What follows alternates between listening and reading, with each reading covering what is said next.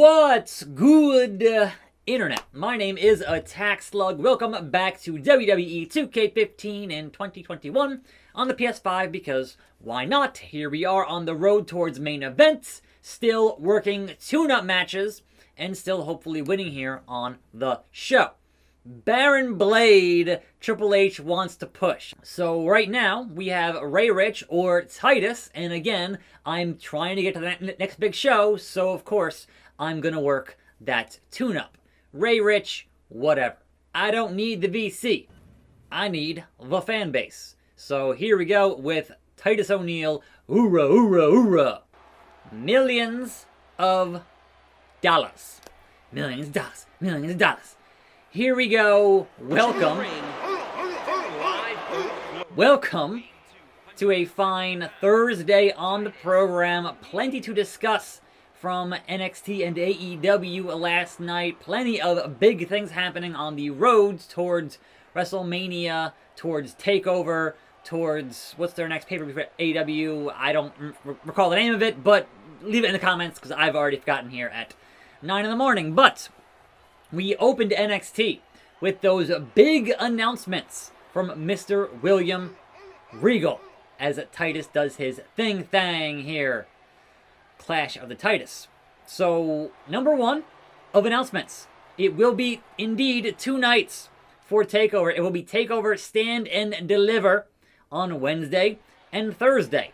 But can they convince USA to have that night on Thursday on USA be commercial free? That, my friends, is the question. Because that, if you want to prove that that show deserves to stay on USA on Wednesdays and not be replaced by hockey, then yeah, you're going to run a TakeOver and say, hey, look at our ratings on TakeOver, right? I would hope. If they can't beat AEW on that night, on that Wednesday, then something is wrong with that whole proposition, is my supposition. So, that was the first big old William Regal deal there. Number 2, as predicted, the NXT Women's Tag Team titles are indeed a thing that has happened, and there are more belts on NXT. And I've seen folks saying, oh man, more belts, really? Why does WWE need even more titles? And I'll put it this way. Unlike Raw, unlike SmackDown, NXT has enough women on the roster to run an entire tag team tournament. Raw and SmackDown, that wouldn't happen. Not enough girls there. So, yeah, sure. If you have enough people to run a tag team tournament, then those people also deserve some tag team titles. Just saying. So, your inaugural champions were the winners of the Dusty Cup, and that is Dakota Kai and Raquel Gonzalez. So, congrats to those two for the time being here for a little bit. But it moved on to Io Shirai defending that women's title against Toni Storm and beating Toni Storm, tapping her out. Tap, Tony, tap. That happened on the show this evening. Now, they continue some Bronson Reed LA Knight business. That feud, perhaps that is the NXT TakeOver match for LA Knight will be Bronson Reed. All things considered, that's in a month. So, time to build that stuff.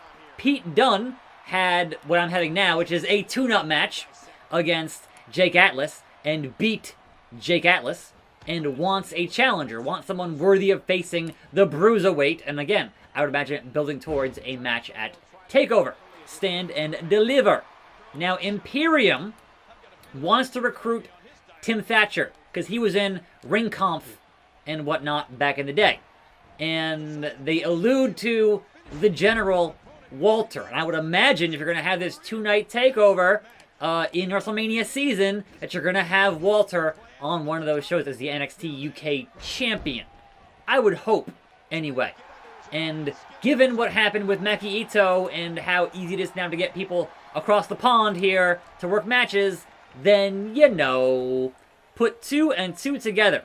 But the inaugural Women's Tag Team Champions on NXT defended those titles on NXT and lost those titles. In the first day, first night, first champions lost to Shotzi Blackheart and Ember Moon. So, and new women's champions.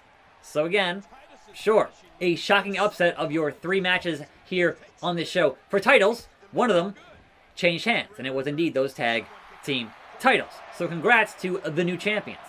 And Titus, I will say congrats to losing to me in this tune-up. So, number 1, putting you down on the back of your neck, Brainbuster, Death Rider, if you will.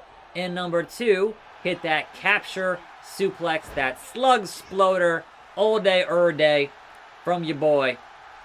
But I don't trust your long legs, Titus. You're a very tall man. So, you know, gotta make sure I win this matchup. How was that, Vicky? Am I tuned up enough for you as I gain more and more social media followers? The numbers that matter, I guess. 3.5 stars, up to 51K on social media. Nice match. Blah, blah, blah. Move it along. Is my next opponent Baron Blade? Debray wins back his belt from Batista. That's hilarious. I am like 3/4 full on this bar here towards main event.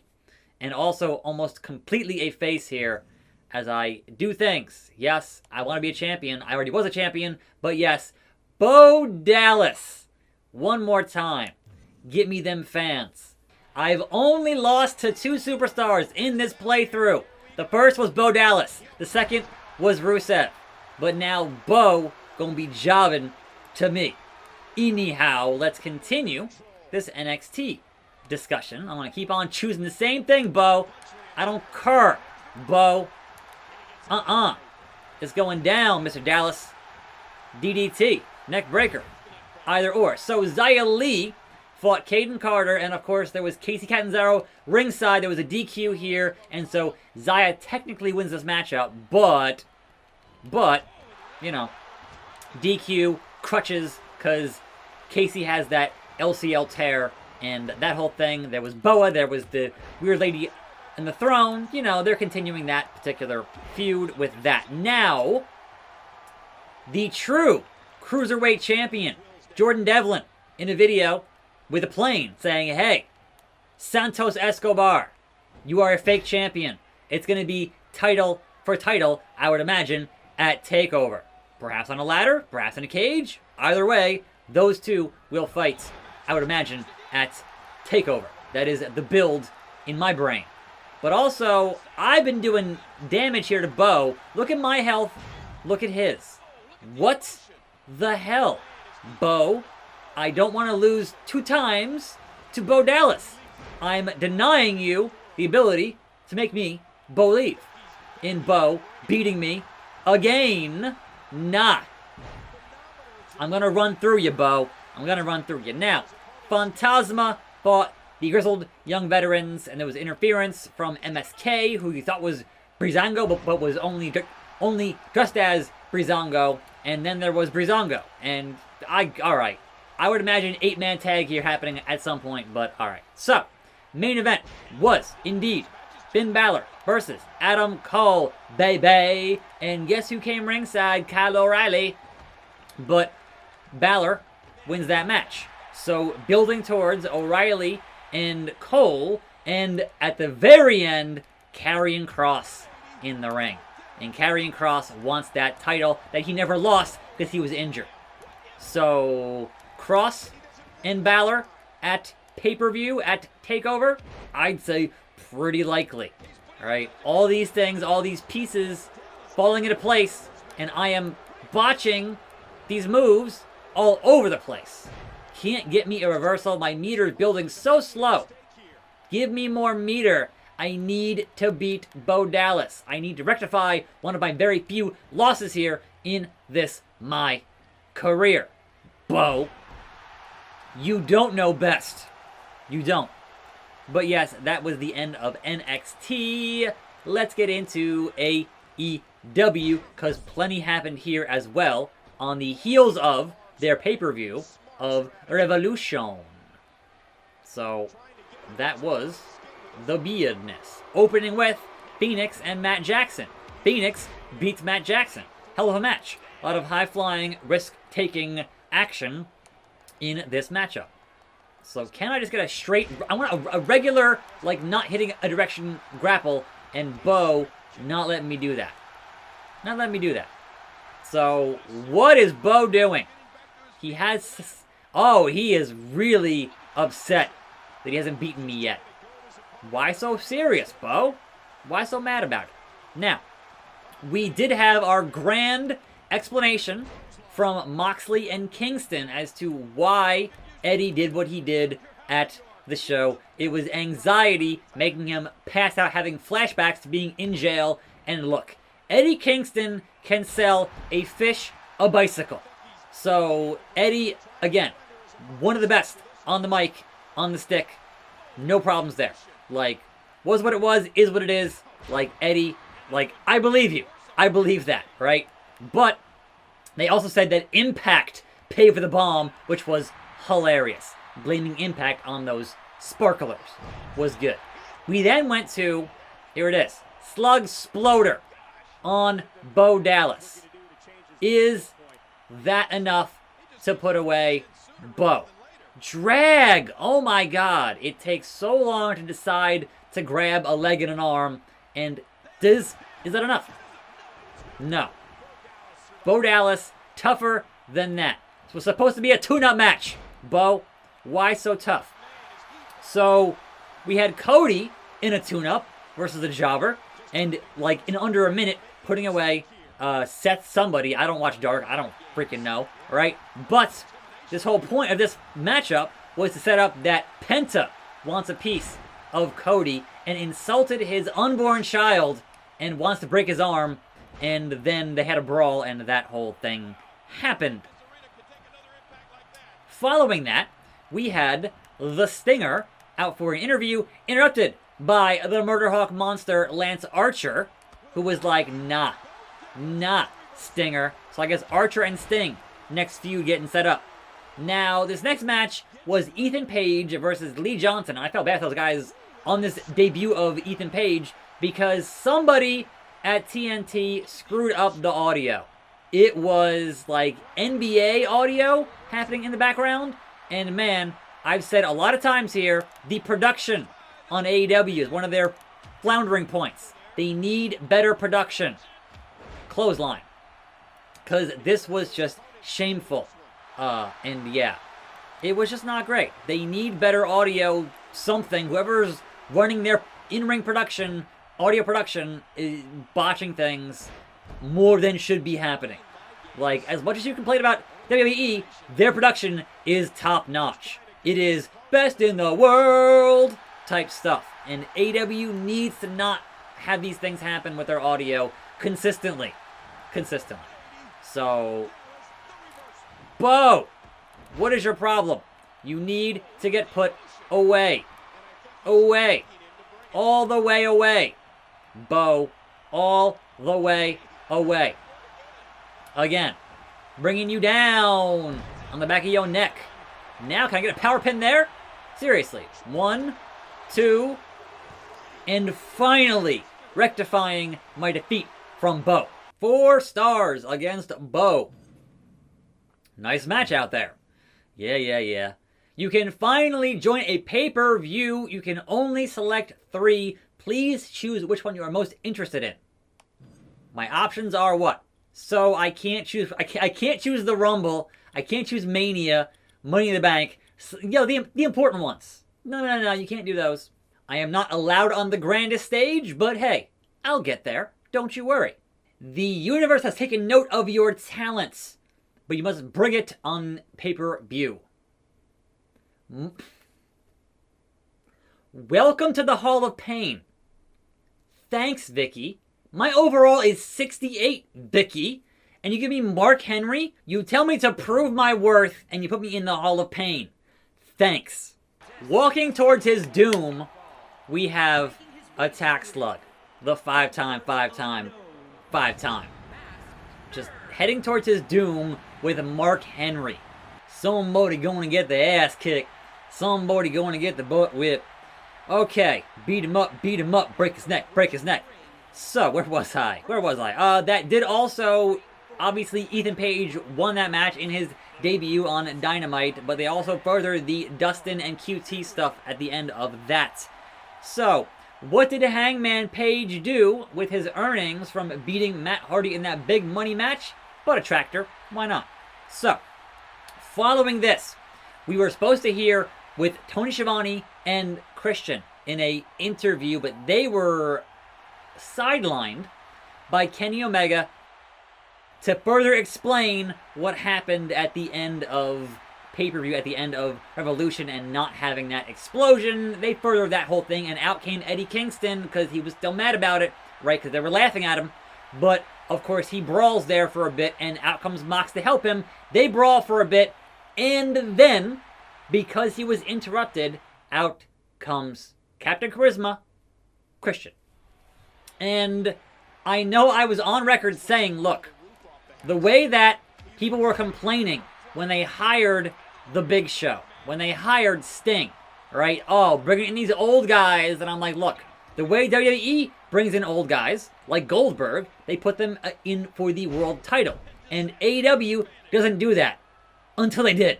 So Christian picking up the belt after attacking Kenny Omega, I'm like, look, I get it. Christian can still go. I understand, right? When they had in Jericho, he could still go. But come on.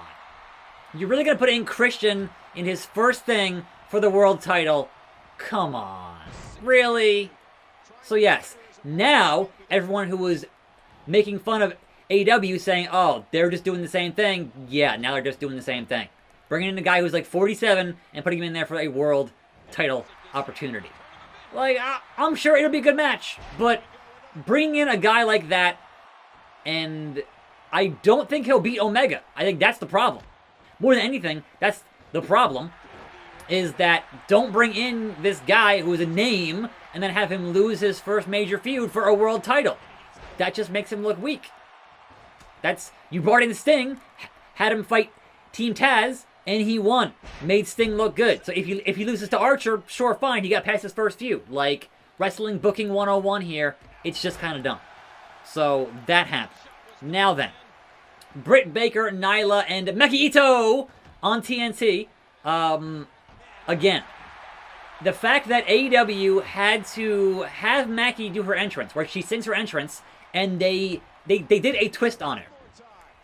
And the twist was that the match started, so the music stopped. But Maki, being a true pro, kept singing, which was hilarious, but also gets around those AEW audio issues by not having the music playing at the same time as she does her entrance. So it was smart, but on the other hand, fix your audio, fix your entrance music, like have it be the proper volume feed, whatever you gotta do on that.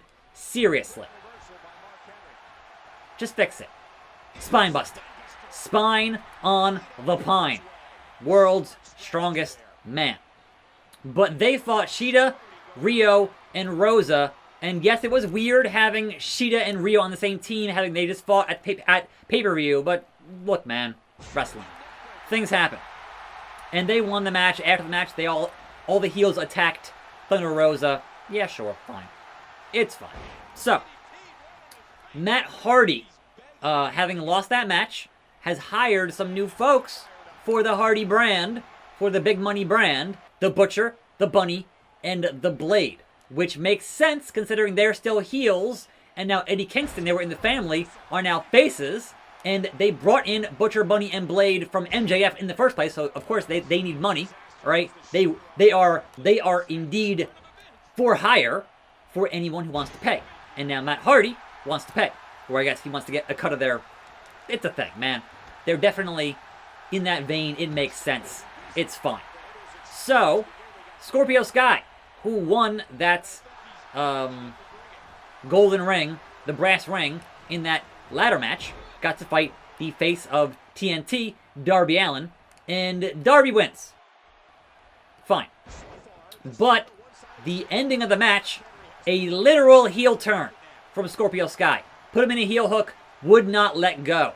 And after finally relinquishing that deal, looking at his hands, like Bob Backlund in '94 after he snapped and turned on Bret Hart, looking at his hands for his heel turn. Mwah! A+. Love it. Things that worked back in the day still work today. I'm going to say. Power pin on Mark Henry. 1, 2, 2. I was going to say, Mark Henry better be tougher to beat than Bo freaking Dallas. Seriously. It's Mark Henry. That's what he does. Puppets, that's what he does. There's a lot left in the tank with Mark Henry. So, we got a Scorpio Sky heel turn here, and I guess he's no longer in SCU. I suppose. He's doing his thing on his own. That's fine. Now, of course, speaking of turns here, speaking of swerves here, the main event was the Inner Circle War Council. And man, we got swerved a couple times in this particular segment. Mark. So it opens with them saying, I guess we're going to have some decisions here being made. And out comes Sammy Guevara, who didn't do his stint there on Impact, unfortunately.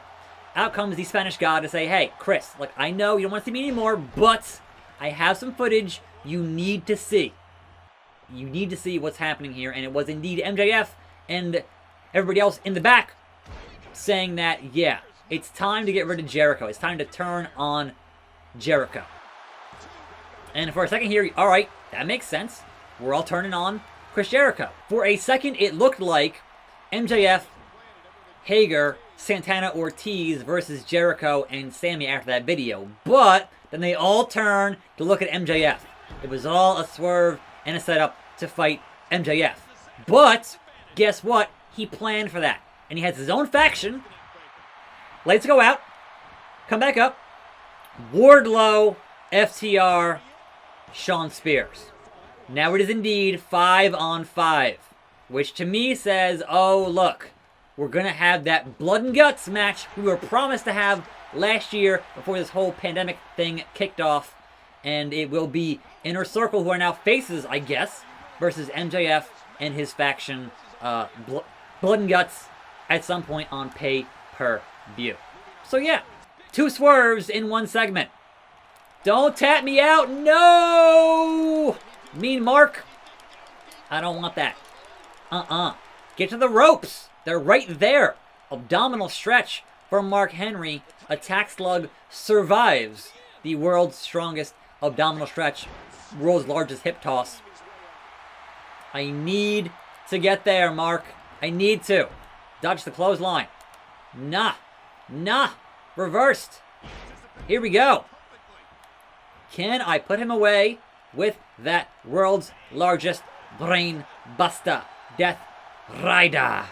Boom. Can't capitalize with no stamina. Pinfall. 1, 2, 3. Putting away Mark Henry, because that's what I do. How was that, Vicky? 4.5 stars. Congratulations. I'll let you know who it is next week. Your opponent for pay-per-view, will it be Baron Blade? Oh, God. I don't know. We're going to find out tomorrow. So, I'm attackslug. Thanks for watching. More videos right here. See you next time. And I'm out.